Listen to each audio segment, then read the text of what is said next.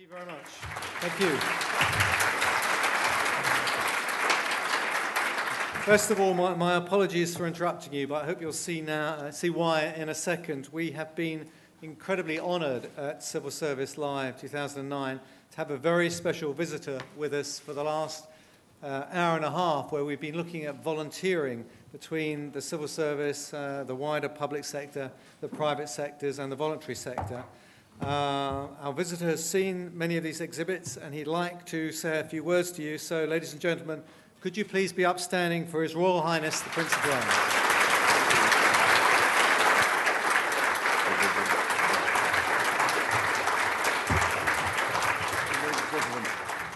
Do I take it that this is a surprise for you? Because I assumed it had all been organised, that you knew you were about to have me coming along and interrupting all your much more worthwhile discussions on I'm not quite sure what, because I think I've been following somebody around this establishment who was unravelling a ball of string so they could find their way back again. But I'm very glad to be able to have this brief opportunity just to join you, because I don't think I've seen quite so many civil servants in one place for a very long time. And as I was saying to Sir Gus O'Donnell just now, I just did slightly wonder going around who was running the country, but I'm assured that there's a skeleton emergency crew somehow manning all the necessary positions. But if I may say so, I'm thrilled that you've all been able to take part in this, because you may have heard possibly of all of the efforts that are being made on the whole issue of volunteering and what has become known as corporate social responsibility and environmental responsibility. And I must just perhaps explain briefly that I became president of Business in the Community 24 years ago, can you believe it? And I'm afraid I've been badgering and aggravating people during all that time on the issue of exactly that, of corporate responsibility, and trying to encourage companies in the private sector to see the point about employee volunteering, amongst a whole lot of other things.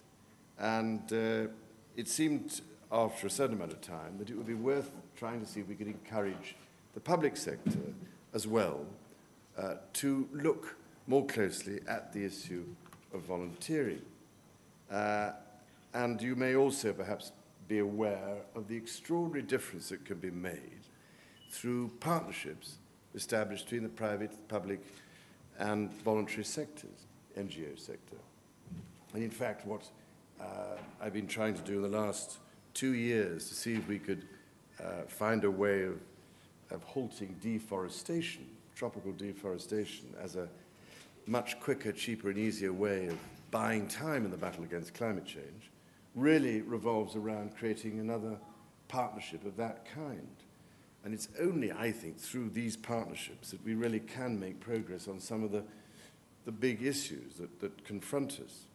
So I was particularly pleased that back in October 2006, I joined a joint corporate responsibility summit at HMRC with the then Chancellor, now the Prime Minister, to examine this whole area of collaboration on corporate responsibility between the private, public and voluntary sectors. And if I may say so, ladies and gentlemen, HMRC has been absolutely at the forefront of all this for quite a long time now. In fact, ever since Sir Nick Montague was the Permanent Secretary, wasn't he, I think, at HMRC, he really did lead the way. He and somebody else called Anne Chant, who I'm lucky enough to now, can you believe it, to have on a part-time basis in my office. Makes a huge difference, I can't tell you, because she knows who to go to here and there within the civil service. And as a result, you can very often put together very worthwhile partnerships to look at and deal with particular problems and issues. So I am particularly grateful, if I may say so, to HMRC for pioneering all this, and indeed for in the last few years, providing something like 100 people from that department to work with my Prince's Trust. And all I can tell you is that they have made a fantastic difference to the work of my trust with our team programs, helping, these are personal development courses really, helping to build self-confidence, self-esteem during 12-week courses. And so you can imagine having volunteers from government departments, like many of you here are from, makes a fantastic difference. I also like to think, and this is the point really, that through volunteering or through secondments, which occasionally we can achieve, all this works both ways, because very often the volunteer, the civil servant, can discover through working with a voluntary organisation just what the problems are that that organisation has to face in the world out there. And I think we've discovered through talking, I have anyway, through talking to those who've been high flyers, for instance, from the fast streamers, from the civil service who've already done these secondments, when they reported back to us, they were saying that they found it very revealing to see just how many people out there experience huge difficulties in finding their way through the system. And sometimes it can be needlessly complicating. And I think the fact that through volunteering and through working with these organizations, it's possible then to find out what it's like from the punter's point of view can be hugely valuable in terms of when you return back to your departments. Now, all I can say is that in the work we've done with the private sector over these years, it can sometimes be quite difficult for those coming from the private sector, because the line managers usually complain, oh, I can't possibly allow so-and-so away, it's all going to be too difficult, and so on and so forth.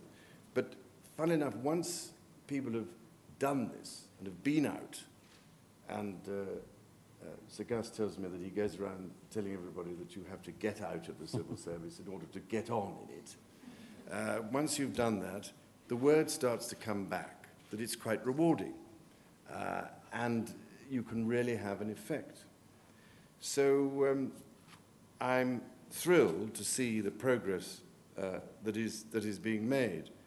And one more recent initiative that we've managed to get going is called Charity Next, which I just wanted to mention because it came out of an idea that developed into something called Teach First, which brings graduates, again, high-flying graduates, to work as teachers in some of the most difficult schools in deprived areas. And this has been an incredibly successful program, which Dame Julia Cleverdon, who used to run business in the community, helped get off the ground in her quite remarkable and indomitable way. But we have huge numbers of graduates doing this now, and their work in schools has made an extraordinary difference. It really has. And many of these graduates remain in education instead of going back into some other private sector organization. So through that, out of that anyway, grew the idea of Charity Next, which enables more secondees from the civil service to find placements with different organizations throughout the year, either some of my trusts and organizations, Bernardo's, or organizations, charities involved with drugs and alcohol abuse and so on and so forth. But this, I promise you, is making a huge difference. And as I say, secondments are a very powerful tool for professional development, as well as an opportunity for your employees to gain a greater insight into what makes another sector tick. And through this, hopefully, it'll be possible to achieve greater joined-up operations. So, if I may say so, it's been for me a particularly worthwhile afternoon going around this immense establishment, talking to people about some of the work they're doing, and to listen to the difference that you are all making. We're beginning, I think, a new phase, really, in terms of helping to build these partnerships through this kind of volunteering. But I very much hope and pray that it will be a huge success, and that so many of you, ladies and gentlemen, will feel able to take part in this particular initiative, because I believe now the civil service is being generous enough to allow you days off in which to do it. 4 or 5 days, I think, something remarkable, a year.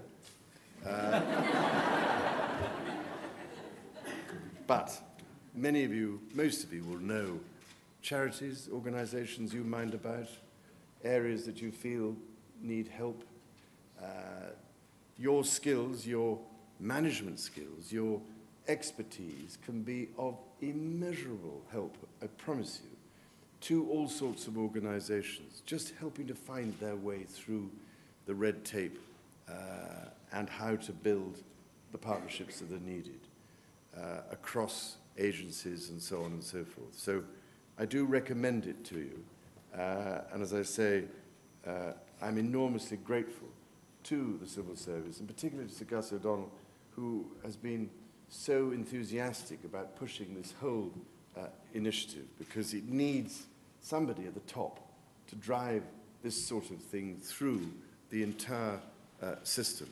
So we owe him and other permanent secretaries in the civil service a huge debt of gratitude for their energy and enthusiasm in all this. And I hope before I shuffle off this mortal coil, I shall have the good fortune to see many of you working in this way in different parts of the community in this country, making such a transformational difference to those communities and to people's chances in life. Thank you, ladies and gentlemen.